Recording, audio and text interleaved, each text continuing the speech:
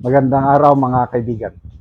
Bigyan natin ng reaction opinion itong resulta ng senatorial survey ng Pulse Asia, pinaka-latest, July 3 to 6 ang survey period. Nako, good news po sa mga kapwa ko DBS. Namamayagpag ang mga PDP laban, mga Duterte boys. Nangunguna si Senator Robin Padilla. Nakakuha siya ng 48.4%. Pumapangalawa lang si Vico Soto, 47.9%, and Rapi Tulfo, pangatlo lang, 43.9%. So, si SP Gatchalian, hindi na siya makakatakbo dahil disqualified na siya. 2 term na siya. Lang ang kapatid niya, pwedeng tumakbo. Si DSWD Rex Gatchalian. Wala. Malayo si Rex Gatchalian. Number 19. Ang nakuha ni Rex Gatchalian is only 13.4%. Chis Escudero, wala rin. Bagsak din. Hindi nakapasok sa Magic 12. 17.2% lang. Si Chis Escudero. Si JB Ejercito, bagsak din. Number, pangilan ba si JB Ejercito? 12, 13, 14, 15, 16, 17, 18, 19. Number 20. Si JB Ejercito nakakuha lang ng 14.2%. So ano ngayon? Kung minsan kasi pinagtatawanan lang na nila si Senator Rubin. Dahil, wala daw. Hindi siya masyadong nakapag-aral. Hindi siya nakakapag-diretso English kung magsalita. Karamihan Tagalog. Bakit nangunguna siya? Gising na ang taong bayan.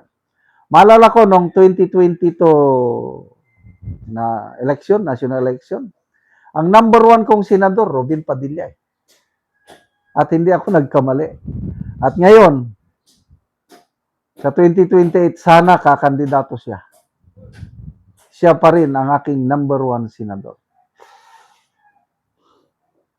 Iba ang talino ni Talino ni Senator Robin, very practical. Lalo siyang nagsashine, yung nagniningning, ang galing niya, ngayong impeachment trial. Mabantayan nyo yung kanyang mga tanong. Punto por punto, direct. Kung magtanong, matatalino ang tanong ni Senator Robin Padilla. Kaya, sana tatakbo siya muli. Kasi nagpayag naman siya na hindi na siya tatakbo. Sayang din. I believe, pag malusutan ni BP Sara ang kanyang impeachment trial, tuloy na siya nakakandidato, presidente. Nako, I believe hindi papayag si BP Sara, hindi rin papayag si Tatay Digong natin na hindi natatakbo si Robin. Tatakbo. Pag inutosan yan ni Tatay Digong, tatakbo yan. Kasi malaking utang na loob niya kay Tatay Digong. Diba, nakulong na yan binigyan siya ng pardon, presidential pardon. Nawala lahat ang kasalanan niya. Kaya, nakapagkandidato siya. Kasi once nga nakulong ka, wala na. You have lose your right to vote and to run for national office. Nang dahil pinagbigyan siya ni Tatay Digong natin, number 1 senador.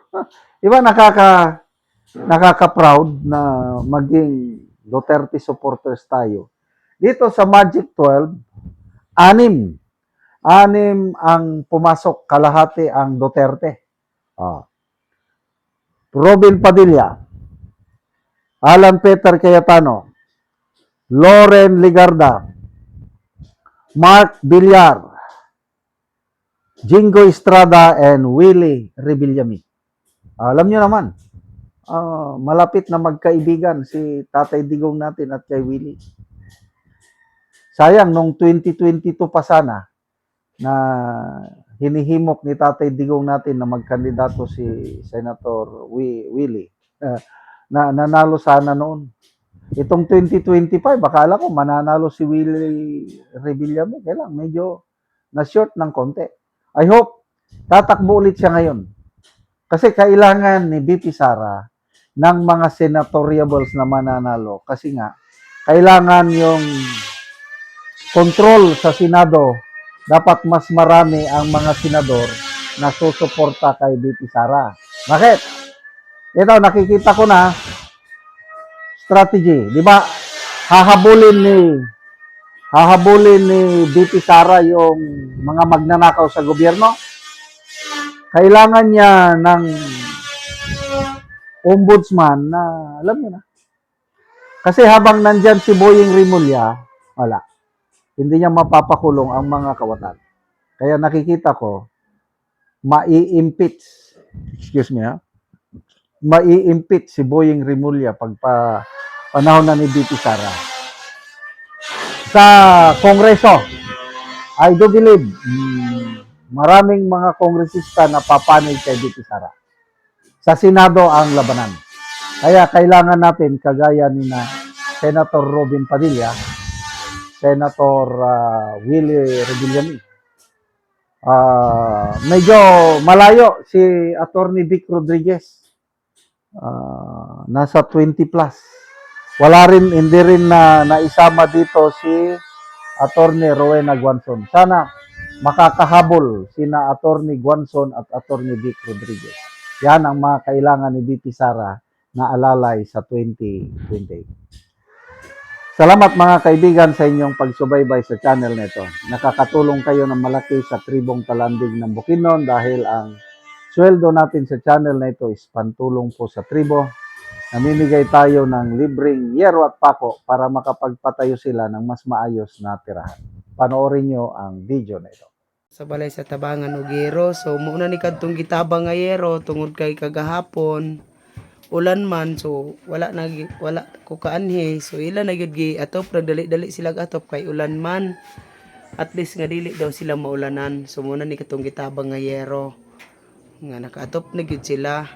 So napulihan na gyud tong ilang atop nga ilang gitangtang nga mga buslot na. So nindot na sad kay nakaatop na sila sa gitabang. Salamat sa Ginoo nga gihatagan mi og sin nga nakaatop na gid mi, nakasilong na mi kay ang among balay wala na naman. Salamat mi sa naghatag sa sin. Kay salamat.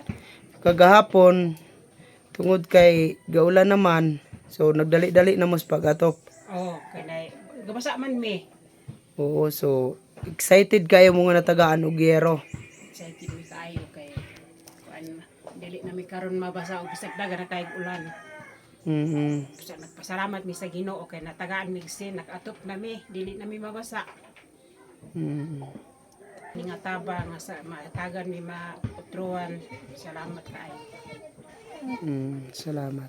Karon ni anak ko sa balay sa natabangan ng ugero, so mauna ni ang gitabang nga yero nga ilan ang giatop tungod kay nagdali-dali sila og atop tungod kay sige og kaulan dire. So karon atong nakita nga human na gyud sa pag-atop og nakapatindog na gyud sila sa ilang balay tungod sa tabang. So kuan na gyud tungod sa tabang nakabalay na sila. Salamat sa Ginoo nga ug sa nagtabang sa sin nga nag-atop na gid mi kay ga tuluan na among balay sa gi atop na gid namo ang gitabang sa amoa. Oo, so tungod kay sige na og kaulan inyo na lang giatop ang gitabang sa inyo nga yero. O giatop na gid namo. Salamat kayo sa nagtabang sa amoa. So nindot na gyud ang inyong atop. So pila na to ka tuig ang inyong atop nga inyong gipulihan nga karon nakapatindog na mo aning inyong bag-ong balay? Pila? 5 na ka tuig. 5 na ka tuig. So karon nindot na gyud di na gyud mo maulanan. Dili na. hinaot unta nga magpadayon pa ni nga tabang kay para matabangan ang kakalisod. So daghan pa di ang nanginhanglan og tabang O dagan pa gyud. nga sama ninyo. So salamat kayo.